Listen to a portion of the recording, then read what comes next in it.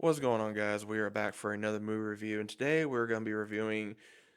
This was a weird, interesting film.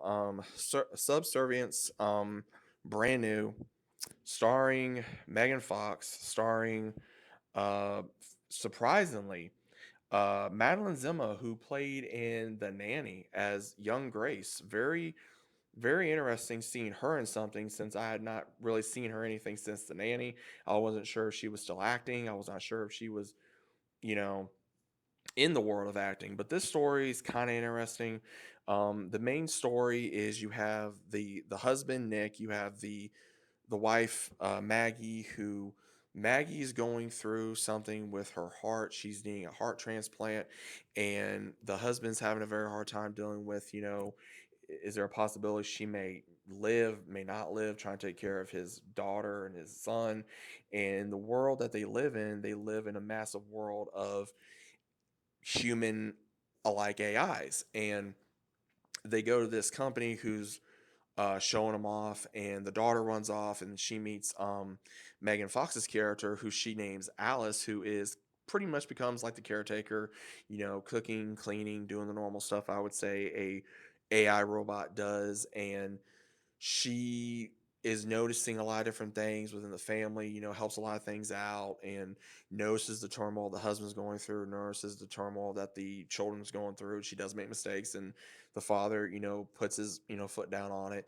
But then when he resets her, I would say her chip or her CPU, because he wanted her to watch something with him just to kind of feel like, watching it for the first time.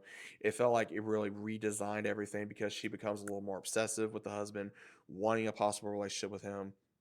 And they do, thinking that I guess he thought that that was his wife and it wasn't. And in all honesty, the way that the movie kind of felt like is if you mix, I would say, Terminator, Megan, and iRobot, this is what you get. And it was very dragging because you could see that a lot of the humans, they were getting very racial with the AI robots because of them, being quicker, being working, not having to complain, not getting, money and all this other kind of stuff. Basically, this is what I could see happening, and I would say 30, 40 years in our time.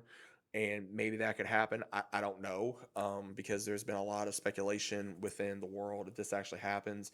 Would robots take over the world? Would robots, take people out of their jobs? Would they, be a companion? Would they be a sexual companion? Would they be a wife, a husband, a daughter, a son, whatever? And things like this really get your mind going. And the way that they did this was when things start getting worse, when Alice starts seeing, hey, if I get rid of these options for Nick, then maybe he'll care about me. He'll be there for me like I want to be there for him. And then finally, when things take action and they fight off against Alice and they take her, or she gets taken to get repaired, she actually, her, I would assume her CPU hacks the system and tries to have others, kind of think the way she does.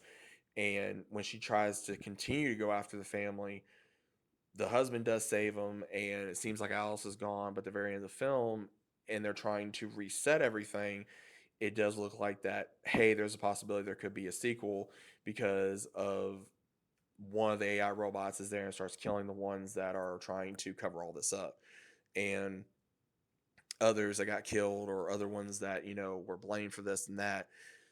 Again, this movie was very, again, boring. I don't feel like that the the acting was that well done. I didn't care really too much about the actors.